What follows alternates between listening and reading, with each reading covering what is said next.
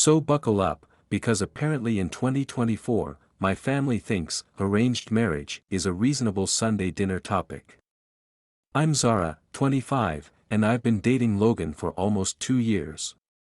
Cute story, we met at Andre's monthly board game night, where snacks are all dollar store special and the main competition is who can hold in their snacks the longest while pretending to understand Caden.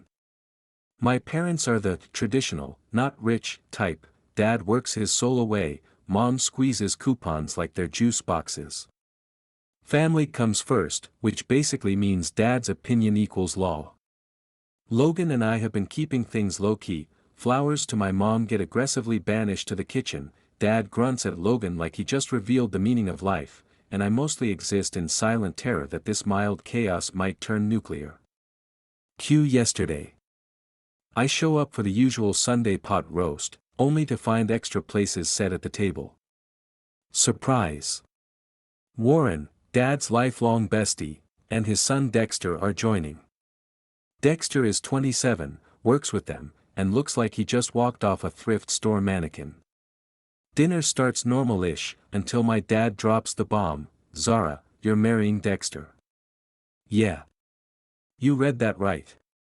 Apparently love is optional, family legacy is mandatory, and my dating Logan is just a young girl's fancy. Meanwhile, Dexter stares at his brownie like it's the climax of a Nicholas Sparks novel, Warren grins like he's cured world hunger, and my parents are expecting me to suddenly become engaged to someone who still lives in the basement and probably has a Fortnite high score tattooed on his soul. I say no. Dad turns purple. Mom waves me off like I'm a mosquito. Warren beams like I just said yes to adopting a pack of wolves. I leave. Logan is waiting in his car because yes, the escape plan was Walmart. Classic. Cue today, my phone has exploded into a digital horror show of guilt trips, family lectures, and cousin Opilia asking if this is real life.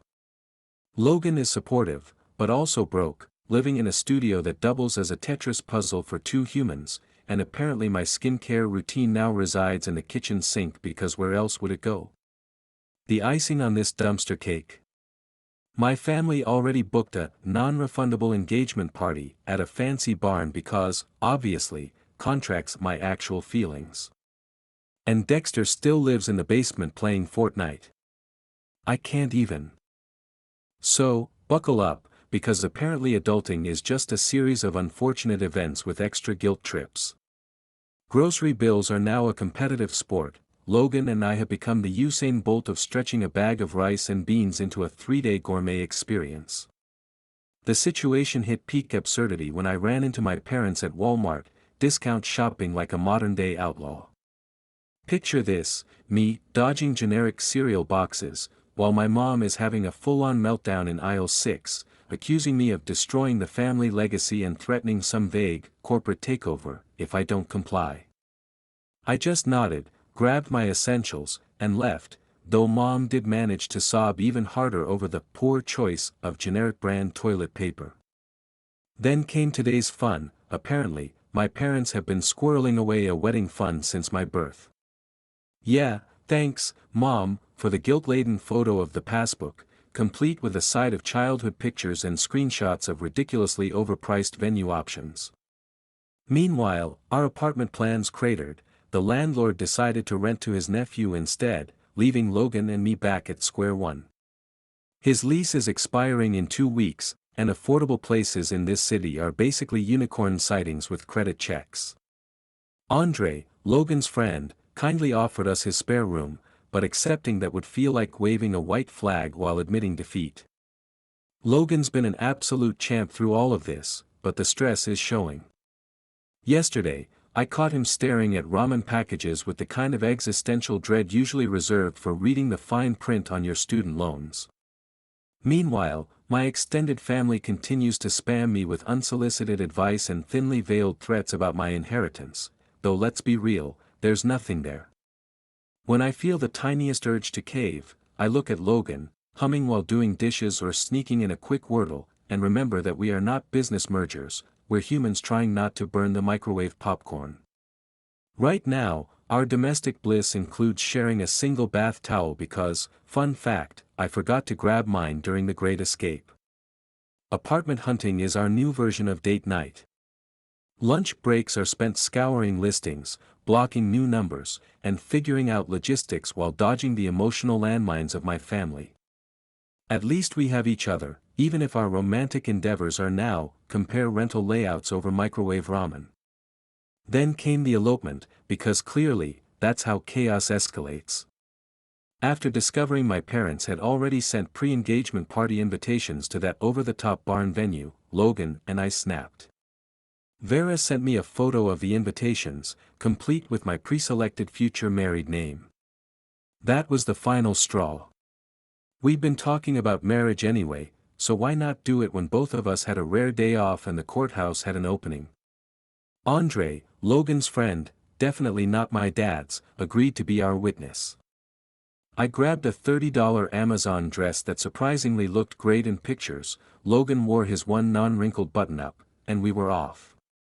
Naturally, everything that could go wrong did. Zipper stuck, Logan's car acted like it was auditioning for a horror movie, and we had to Uber there, splitting the fare 3 ways because we are living that broke romantic comedy life. The driver asked why we were dressed up. Court appointment, we said. Technically true. The ceremony took 10 minutes. The clerk was mid-lunch, the jury duty guy was panicking in the corner, and somehow, we were grinning like idiots. Andre's photos are mostly blurry, but there's one gem, Logan and I laughing, me almost dropping the $12 ring, us completely ignoring societal expectations. We celebrated at the diner across the street, shared fries and a milkshake, and got free pie because the waitress found out we had just gotten married. First streak of luck in an otherwise absurd day. Then came the fallout. We posted one Instagram pic. Opilia responded with a string of heart emojis. Vera simultaneously laughed and cried. Mom called from the grocery store, sobbing so hard the cart attendant asked if she needed help. Dad threw his phone across the room, Warren drove over immediately, and Dexter liked the post and even commented, "Congrats," which was peak awkward. Extended family reactions ranged from shocked messages to angry texts and a few muted congratulations. Meanwhile, we're hiding in a 45-night motel because our apartment application is still processing, the room smells like old cigarettes, and Wi-Fi is on the struggle bus. Money is tight. We're hustling extra shifts, selling stuff on Poshmark, and dreaming of a ground floor one-bedroom with a weird layout and no dishwasher, but it'll be ours. Home front updates are equally chaotic. Mom redecorated my old room, Dad claims I'm going through a phase, and Warren's wife keeps trying to orchestrate a family intervention. Dexter, oddly, sent me a DM saying he's relieved because now he can tell his girlfriend, who's been dating him over a year, without parental interference. Logan and I are surviving one microwave ramen, coffee maker cooked meal, and late-night YouTube binge at a time. Life isn't perfect, but it's ours. And honestly, after everything, Walmart drama, guilt-tripping parents, barn bookings, courtrooms, and motel living, it's probably the weirdest, most perfect version of I could imagine. So, panic mode activated, water is seeping into the basement, Logan and I are heroically hauling soggy boxes to higher ground, and I discover that my dad's old filing cabinet decided to audition for a dramatic role in a disaster movie. Papers everywhere, mostly soaked, but buried in the chaos was the tea. Loan documents. Lots of them. All signed by Warren, my dad as guarantor, stretching over years like some tragic financial timeline. Small loans at first, then big ones, with final notice, stamps and missed check marks like some kind of dystopian board game. Then it gets wild. Mixed in with the loan papers were printed emails between my dad and a big development company. They wanted to buy both businesses, but only as a package deal. The offer. Decent enough to erase all debts and then some. The catch? They needed proof of succession planning. Basically, they weren't buying unless the businesses stayed family-run. Enter stage left, me and Dexter, the human pawns in this corporate chess game. Vera found more papers. Warren had been hiding the disaster from everyone, including his wife. He'd mortgaged the house twice without telling her. My dad co-signed everything, probably thinking his best friend wouldn't sink the whole empire. The piece de resistance, a draft contract dated just before the marriage proposal chaos. Warren had already started selling off equipment. Dad was about to lose 20 years of blood, sweat, and questionable takeout lunches because he trusted Warren. I took photos of everything before the water could turn history into mush and sent them to Dexter. His response? Well, that explains the rush. Apparently, his dad had been nudging him to settle down for months, even trying to sabotage his actual relationship. Next day, Opilia shows up with housewarming ramen because, yes, that's our life now. She spills more tea. Warren's wife found out about the second mortgage and moved in with her sister. Dexter finally told everyone about his girlfriend and her kid, and Warren is crashing at his brother's, probably because she changed the locks. Dad still won't talk to me directly, but he's asking Vera weird questions about our apartment. Are you eating enough? Classic subtle guilt tactic. Mom has upgraded from angry Facebook posts to missing my daughter memes. Baby steps. Warren texted, I'm sorry, haven't responded yet, not sure I will. Logan's been a rock, quietly holding me when I need it, making terrible jokes when I overthink everything. Last night, he suggested we start a business selling cat hats online. I laughed so hard, partly out of joy, partly out of, this is our life now. Apartment life is slowly improving.